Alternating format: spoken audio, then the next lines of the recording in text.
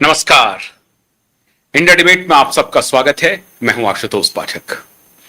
कुछ देर पहले आपने देखा होगा एक खबर दिशा के बारे में, लेकिन एक बड़ी खबर है। पार्लियामेंट ठीक से नहीं चल पा रही है सुचारू रूप से।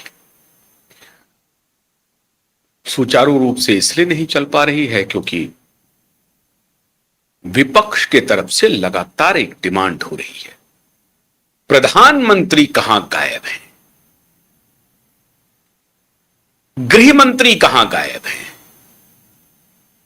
इतने दिन शुरू हो गए मॉनसून सत्र को और Bharatiya Janata party lead NDA की सरकार के प्रधानमंत्री नरेंद्र मोदी जी और गृह मंत्री अमित शाह जी दोनों सदन से नदारद हैं।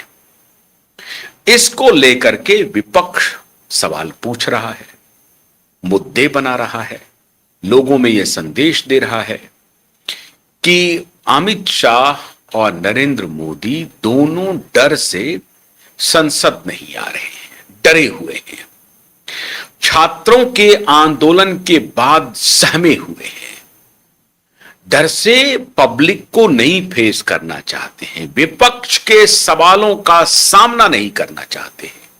इतने डर गए हैं मोदी और इतने डर गए हैं शाह।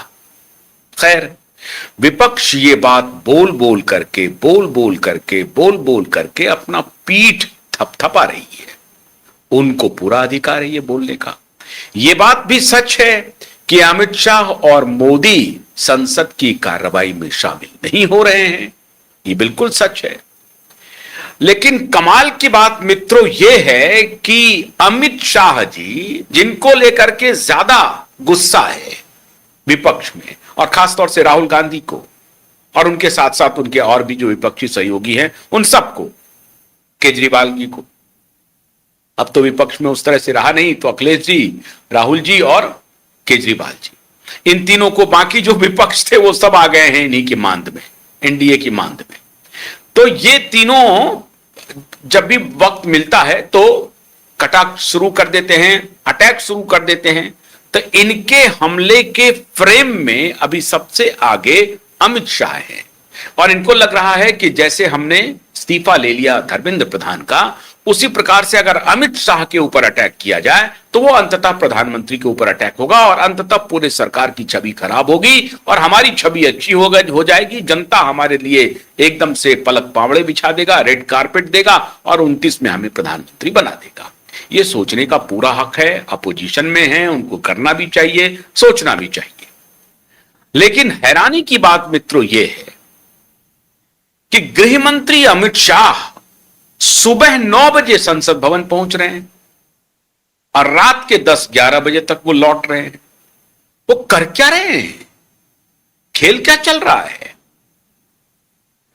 सदन की कार्रवाई में नहीं जा रहे हैं, लोकसभा में प्रवेश नहीं कर रहे हैं, ना ही राज्यसभा में प्रवेश कर रहे हैं। सदन के संसद भवन में जो उनका दफ्तर है, उस दफ्तर में वो बैठ रहे हैं। उनकी गाड़ी पहुंच रही है, उनकी सिक्योरिटी पहुंच रही है, वो खुद स्वयं पहुंच रहे हैं, रात रात भर बैठे हुए हैं, सुबह दिन को जाते हैं, रात को लौट रहे हैं। तो संसद में हो क्या रहा है और क्यों इन लोगों को कोई हवा नहीं लग रही है? बल्कि हवा लग चुकी है इसलिए वो परेशान है और अमित शाह जी को भी कुछ हवा लग चुकी है इसलिए वो नहीं आ रहे। मोदी जी को तो पूरी तरह से हवा का पूरा अनुमान है।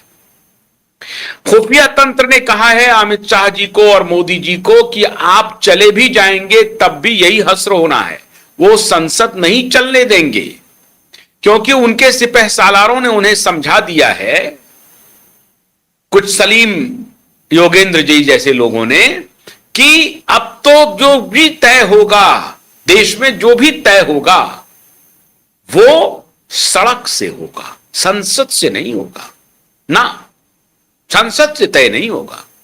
चुने हुए प्रतिनिधि हैं, चुनी हुई सरकार है, ये कुछ तय नहीं करेंगे। तय तो हम करेंगे, सड़क पर करेंगे, आपको सड़क पर लाएंगे। तो उस संसद में आप जब जाएंगे तो आपको ये परेशान कर देंगे, तो फायदा क्या है वहां जाने का? तो वो परेशानी खड़े करेंगे।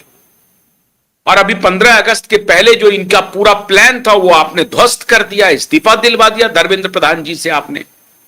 ये तो प्लानिंग थी इनकी, क्योंकि इनके सिपह सालारों ने कहा था कि मोदी तो झुकता है ही नहीं, वो झुकेंगे नहीं, और अमित शाह ये दोनों नहीं झुकने वाले हैं, आप लाख कर लीजिए। और अभी तो पश्चिम बंगाल का चुनाव जीत के आए हैं, अभी अहंकार सातवें आसमान पर है, मजाल है आप उनको झुका लेंगे।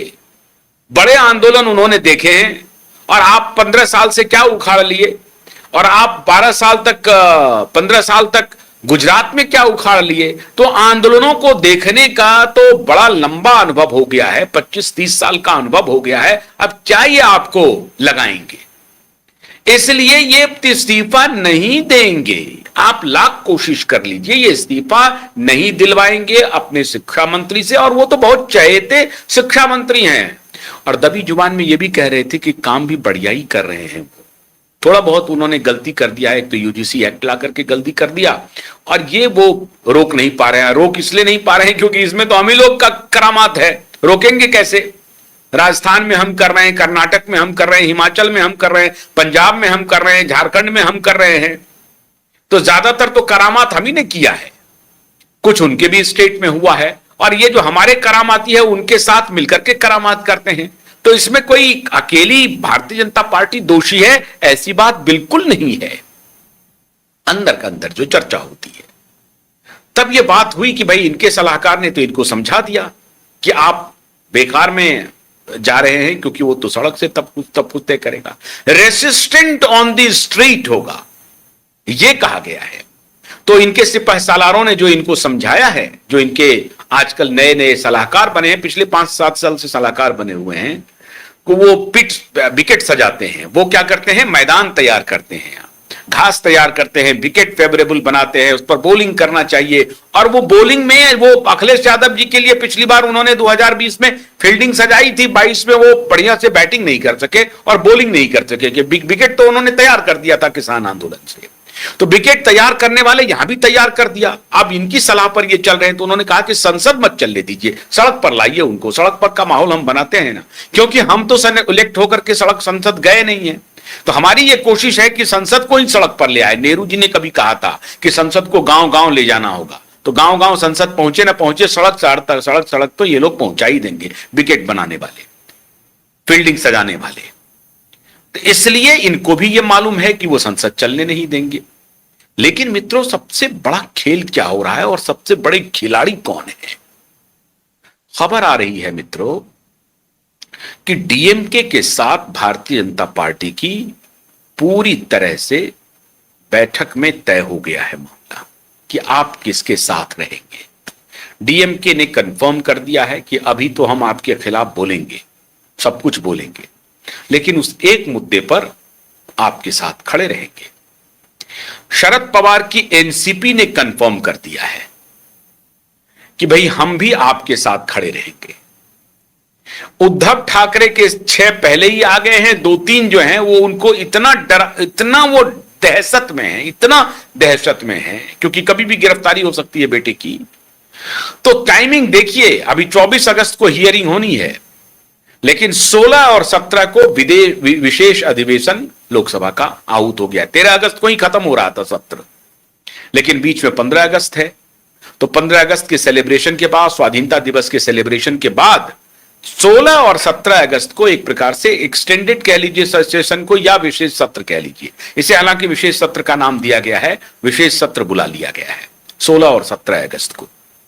खबर मित्रों ये आ रही है कि शरद पवार, उद्धव ठाकरे ने भी, जो 3 बचे हुए हैं वो, हालांकि 6 इनके साथ आ गए हैं, और डीएमके ने, तृणमूल कांग्रेस के सारे सांसद आ ही चुके हैं, 2-3 उधर बचे हुए हैं, उनका कोई मतलब नहीं है, 20 सांसद उधर से आ गए हैं, डीएमके आ गई है। आम आदमी पार्टी वही साहब छुपते नहीं सामने आते नहीं वाले पैटर्न पे चल रहे हैं, लेकिन अंदर अंदर खबर है कि देखो, अगर मुकाबला करना है कांग्रेस से तो इस खेल में आ जाओ। पार्लियामेंट के अंदर मेरी कुछ नेताओं से बात हुई, और वो नेता हैं अपोजिशन के। खबर उन्होंने दी कि साहब देखिए, अगर 16-17 अगस्त को ये विधेयक ले आते हैं परिसीमन वाला और महिला आरक्षण वाला, तो महिला आरक्षण की डुगडुगी बजेगी उत्तर प्रदेश में और पंजाब में। परिसीमन इस तरह से होगा कि भूल जाइए आप, 29, 47 तक भी अपोजिशन के हाथ में कुछ नहीं आना है।